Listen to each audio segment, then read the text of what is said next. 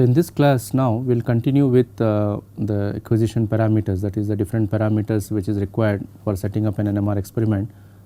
We saw in the last class a few important ones such as the relaxation delay between the scans, the 90-degree pulse width, locking, shimming, etc., and that is before the pulse is applied. Now, what we will see now is what are the parameters to be looked at after the pulse, that 1D pulse is applied.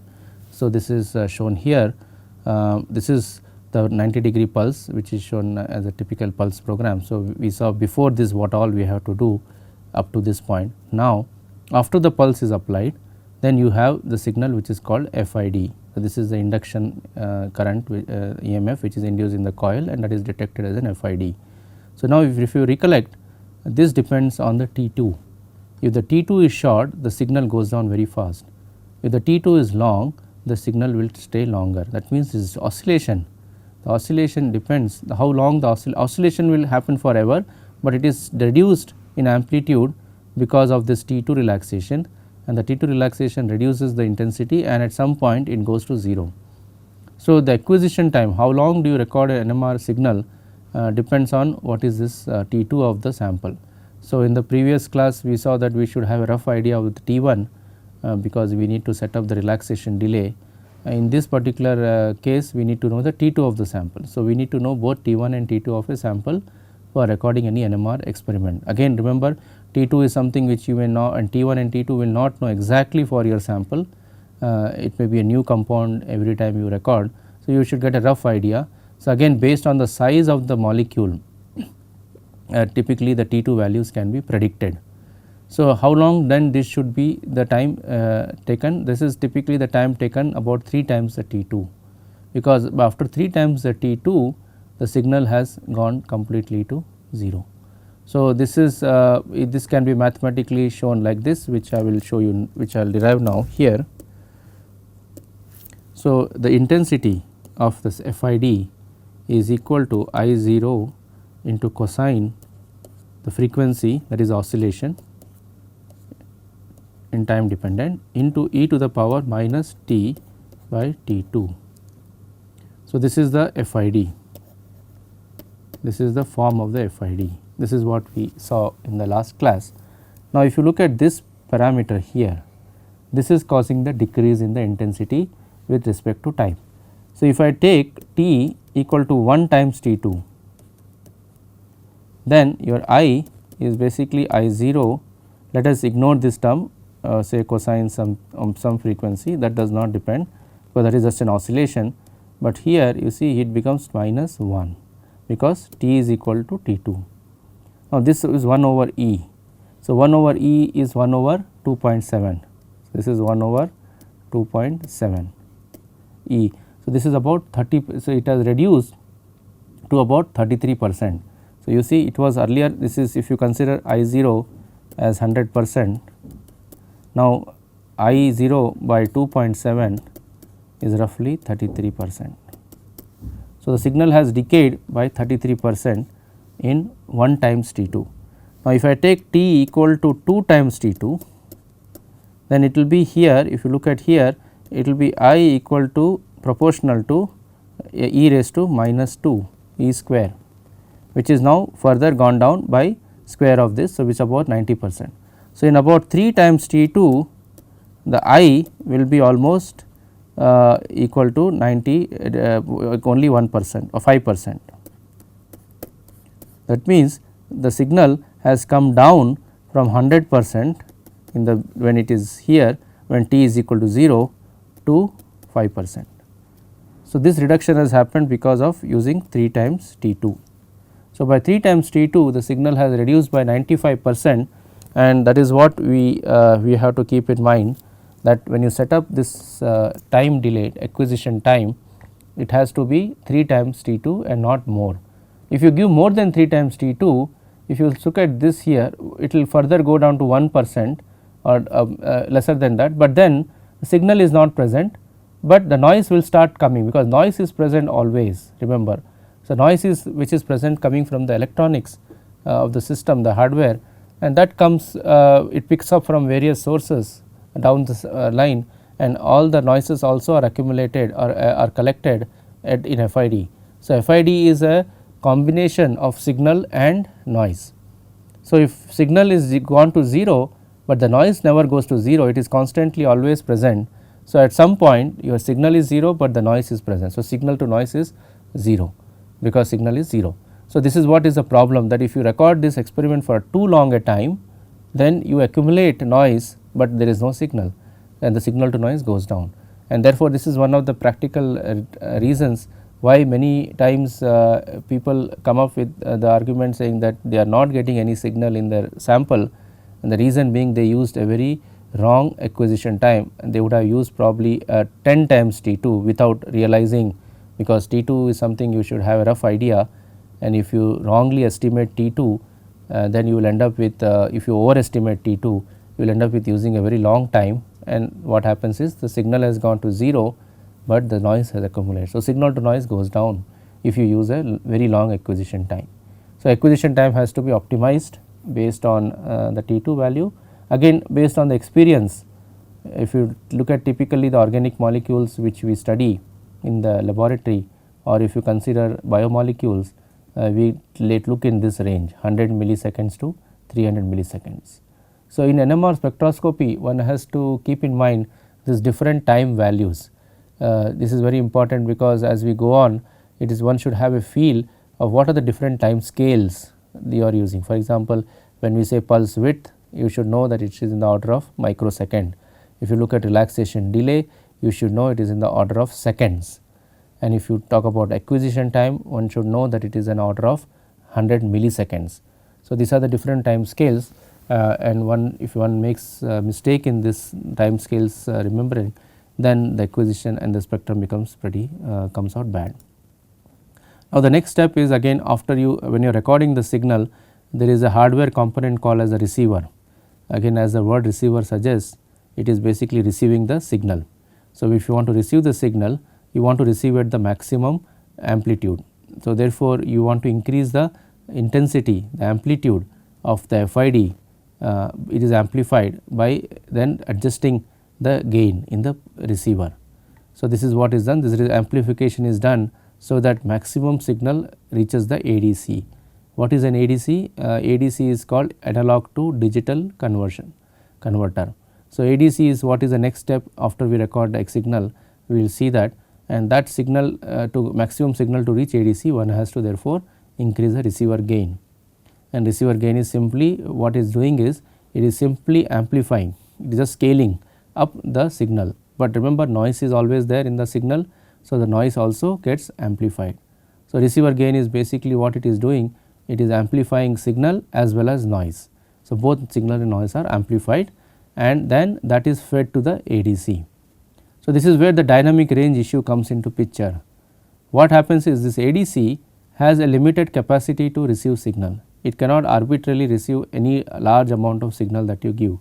So, let us say you have a solvent signal in your sample, and the solvent, if as I mentioned in the last class, the solvent suppression is very important. You have a huge signal to noise dynamic range, and therefore, if the solvent signal exceeds the range of the ADC, then we end up with what is called ADC overflow. You can think of ADC overflow in a similar manner, like let us say you have a water tank. A water tank fill some amount of water. If you fill more than that, it will start overflowing. So, similarly, ADC has a limited capacity to hold the signal strength, and if you have more signal strength than what it can take, it will start overflowing. So, what is overflowing? It will simply subtract, or it will simply omit the signal. Okay. So, this is the second important step. Then what we come to the more important practical point is the scans. So, this is what we also use the word transients in NMR. The number of scans is basically how many times you want to average. So, if you remember in one of the classes we mentioned that in 1D NMR you record the signal many number of times, you do not record it only once, you record it many number of times, and this many number of times each time the signal is added, and then what you get is a final addition. Of course, the noise also gets added, but remember we said that noise does not increase as much as the signal increases when you add, because noise is a random white noise. So, it starts subtracting itself. So, it goes slowly. So, if you do it for suppose you do as 2 scans, when you do a 2 scans, the signal will go by twice, but the noise will not go by twice, it will go by square root of 2. So, because of that the signal to noise overall increases by square root of the number of scans.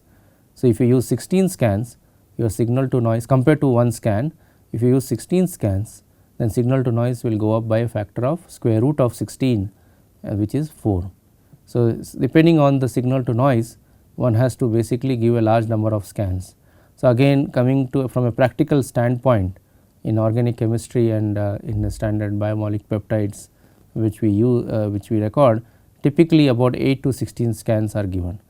But again remember, this is for a 1 millimolar sample, a sample concentration where it is around 1 millimolar or more.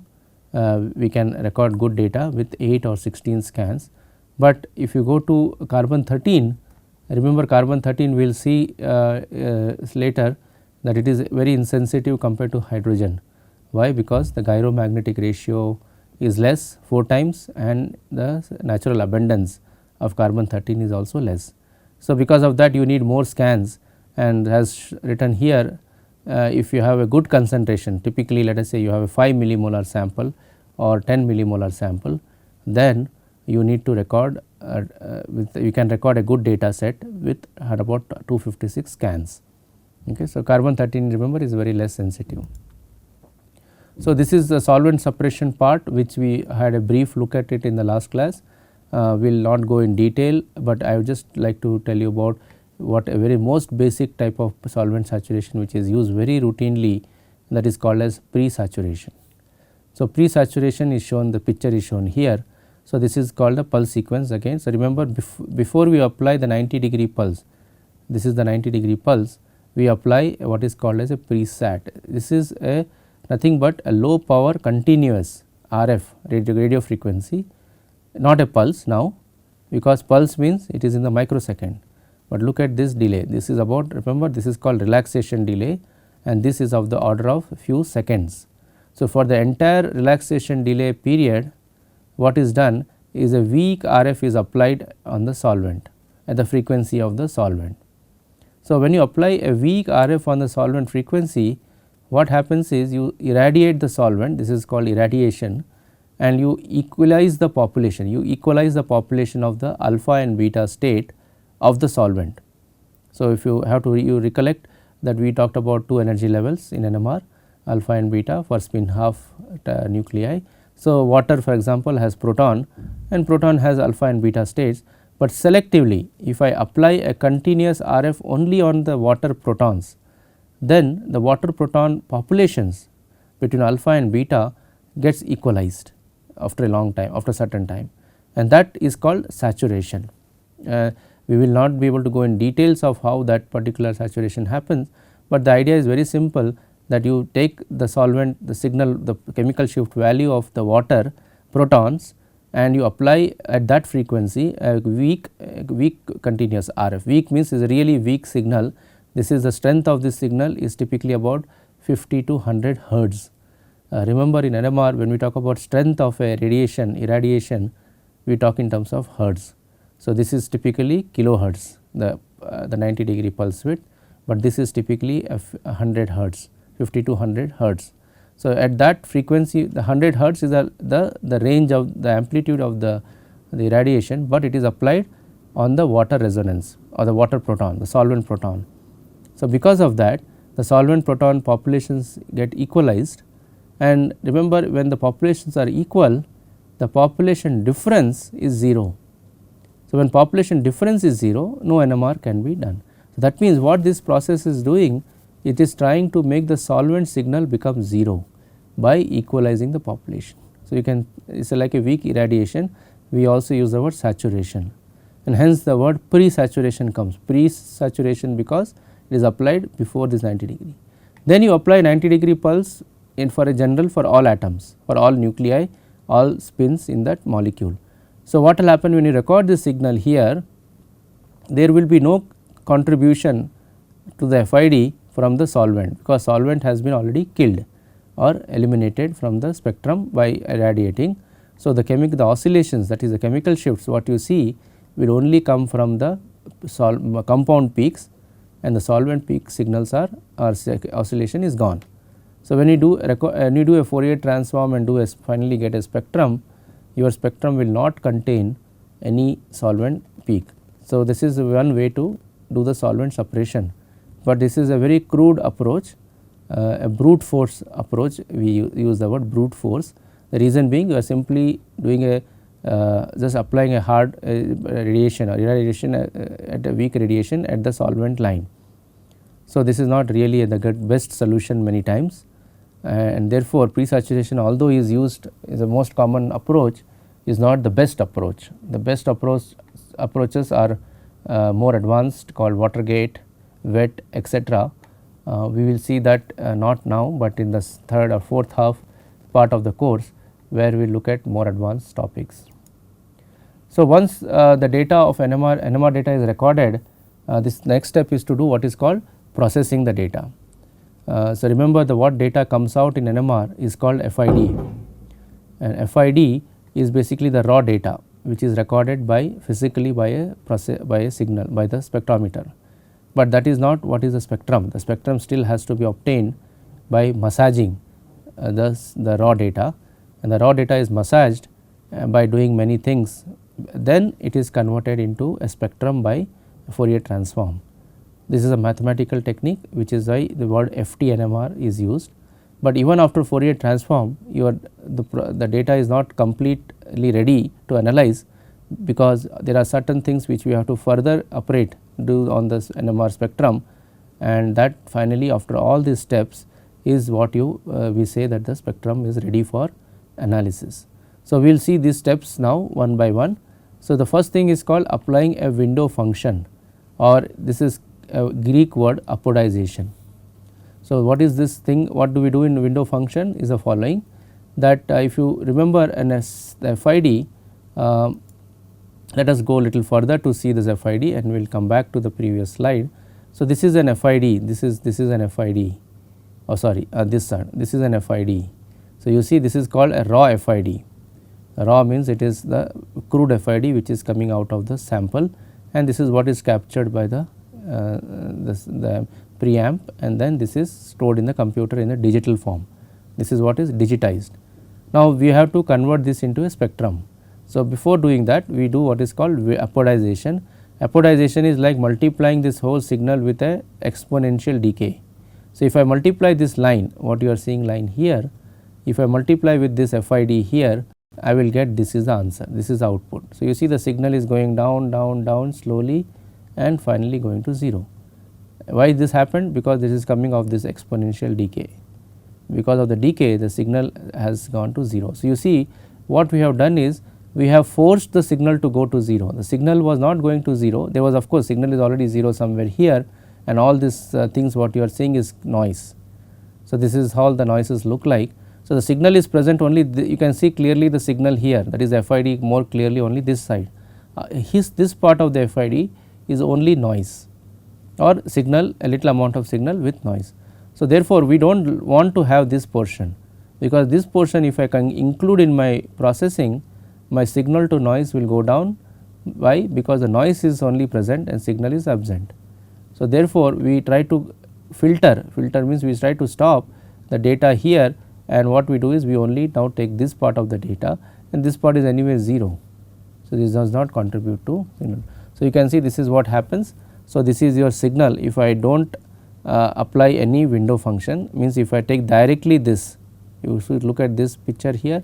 If I directly take a Fourier transform of this FID, I will get a spectrum like this, peak like this, and signal to noise has been shown to be 27.8.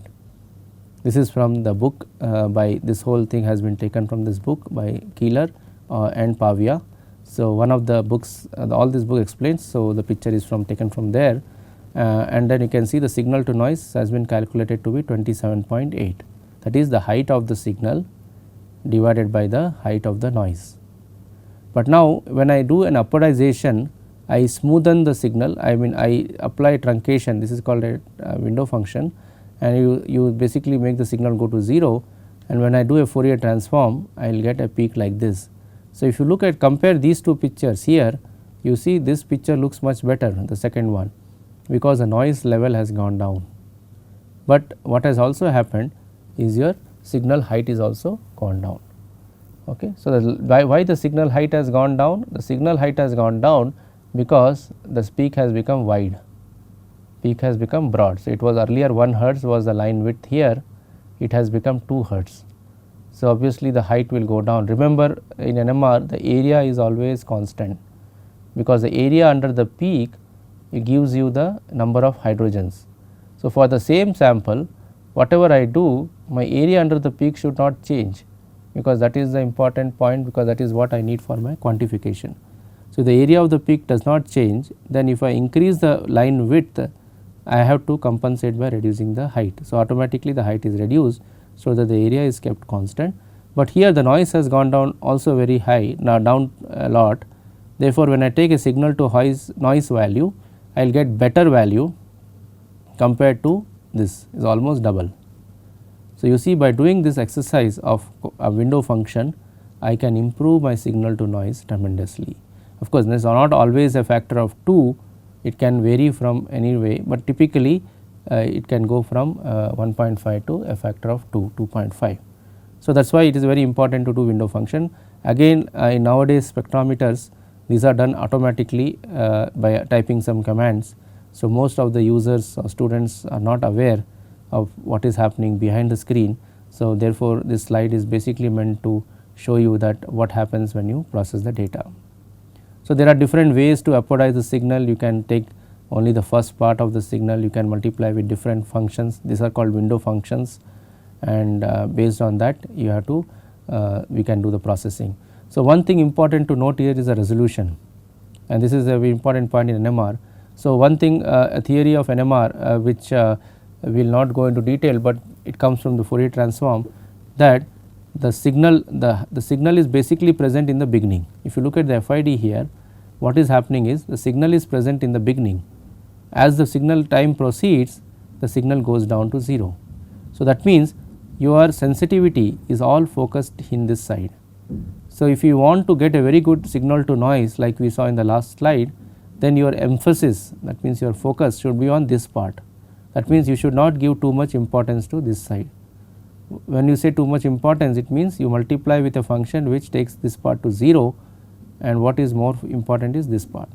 But let us say you are not interested in signal to noise improving, you have very good signal to noise anyway, and your interest lies in the resolution, means you want to separate a peak.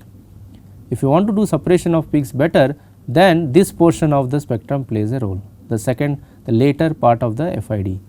Now, how do you rationalize this? How do you understand this? This can be understood by a simple analogy.